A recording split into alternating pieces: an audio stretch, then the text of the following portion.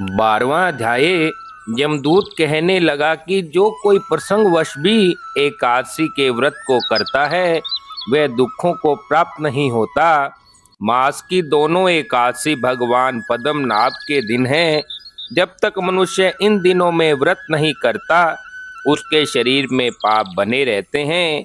हजारों अश्वमेध सैकड़ों वाजपेयी यज्ञ एकादशी व्रत की 16वीं कला के बराबर भी नहीं है।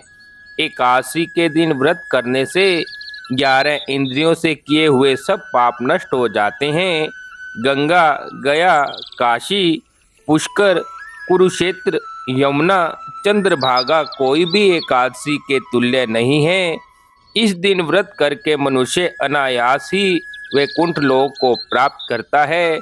एकादशी को व्रत और रात्रि जागरण करने से माता पिता और स्त्री के कुल की 10-10 पीढ़ियां उद्धार पाती हैं और वह पीताम्बरधारी होकर भगवान के निकट रहते हैं।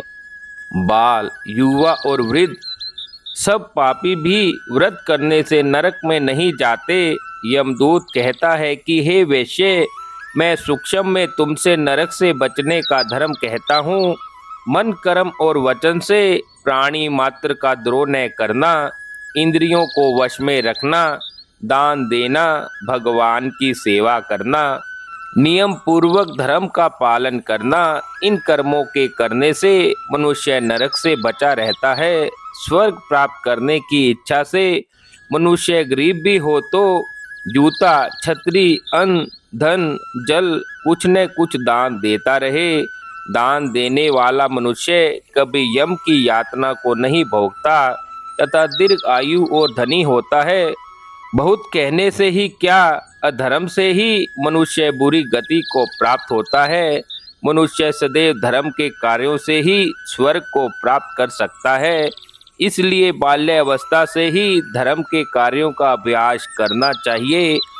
इस प्रकार 12वें अध्याय को आज पूर्ण किया जाता है।